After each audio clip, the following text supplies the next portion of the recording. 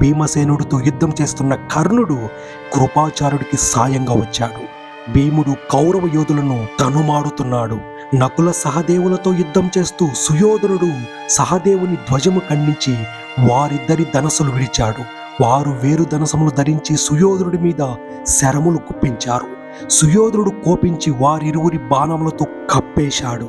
వారు సుయోధనుడి చేతుల్లో మరణిస్తారని అనుకుంటున్న తరుణంలో దృష్టద్యుమ్నుడు వేగంగా అక్కడికి వచ్చి వారిని రక్షించాడు. సుయోధనుడు దృష్టద్యుమ్నుడి మీద అత్యంత తీవ్రమైన బాణమును ప్రయోగించి అతడి ధనస్సును ఖండించాడు. దృష్టద్యుమ్నుడు వేరొక విల్లు తీసుకుని సుయోధనుడి మీద బాణవర్షం కురిపించాడు. సుయోధనుడు దృష్టద్యుమ్నుని ధనస్సు ఖండించి అతడి నుదుటున 10 బాణములు నాటాడు. ఆగ్రహించిన దృష్టద్యుమ్నుడు వేరొక ధనస్సు అందుకుని సుయోధనుడి ధనస్సును కేతనము రథమును విరిచాడు. సుయోధనుడు ఏమాత్రం జంకక దృష్టద్యుమ్నుని బల్యము, ఖడ్గం, ధ్వజము, అశ్వములను, సారథిని, కవచమును తునాతునకులు చేశాడు.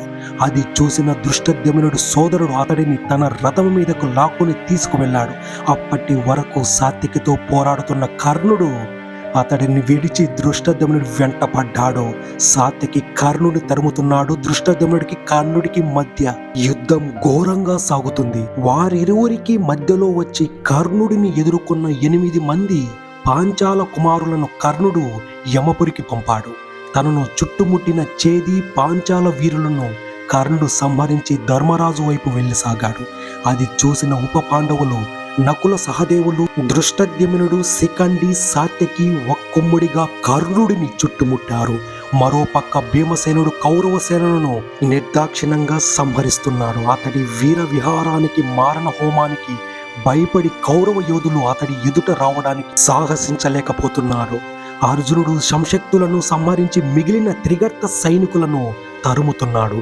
త్రిగర్త సైనికులు అర్జునుడి దాటికి పారిపోయారు. అర్జునుడు కర్ణుడి వైపు రథము తోలుతున్నాడు. అది చూసిన సుయోధనుడు త్రిగర్త సైనికులను యుద్ధోన్ముఖులను చేసి అర్జునుడితో యుద్ధానికి పంపాడు.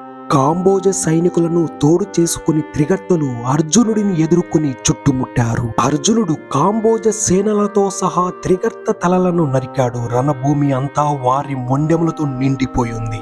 తనను ఎదుర్కొన్న కాంబోజరాజు సోదరుడిని అర్జునుడు ఒకే బాణంతో అతడి చేతులు నరికాడు. అది చూసి అర్జునుడి చుట్టుముట్టిన యువసేనలు అతడి చేతులు హతమయ్యాయి. అర్జునుడు తిరిగి సంశక్త సైన్యము మీదకు వెళ్ళాడు. ఇంతలో సుయోధనుడు తన సైన్యంతో కర్ణుడిని చేరాడు.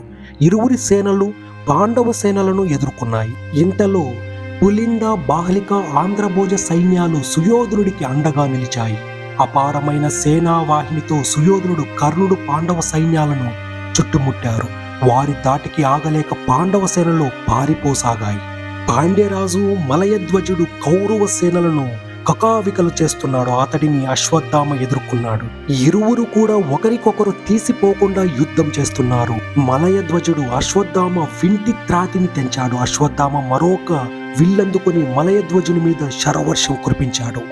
అశ్వత్థామ, మలయధ్వజుడు వాయావ్యాస్త్రాన్ని సంధించి అశ్వత్థామ చేసిన బాణములను చల్లాచెదురు చేసి అశ్వత్థామ చక్ర రక్షకులను చంపి అతడి విల్లు విరిచి చక్ర రక్షకులను చంపాడు. అశ్వత్థామ బెదరక మలయధ్వజుడిని వేసిన బాణములను సమర్థవంతంగా ఎదుర్కొంటున్నాడు. ఇంతలో పాండ్యరాజు ఒక ఏనుగుని ఎక్కి ఒకే బాణంతో అశ్వత్థామ తలపై ఉండే మణిని కింద పడేలా కొట్టాడు.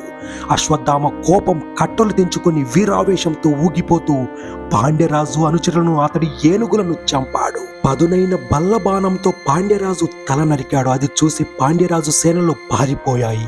సుయోధనుడు అశ్వత్థామను పొగడ్తలతో ముంచెత్తాడు. అశ్వత్థామ కర్ణుడికి సాయంగా వచ్చి పాండవ సేనను తనుమాడసాగాడు. అర్జునుడు పాండవ సేనకు అండగా వారి మధ్య నిలవగానే అర్జునుడు ఉన్నాడన్న ధైర్యంతో పాండవ సైన్యం నిలబడింది. అప్పటికి దృష్టద్యుమ్నుడు కర్ణుడితో పోరాడుతున్నాడు.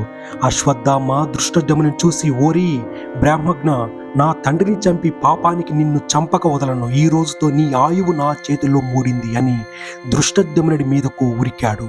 దృష్టద్యుమ్నుడు, అశ్వత్థామ, నన్ను బ్రాహ్మజ్ఞ అంటున్నావా?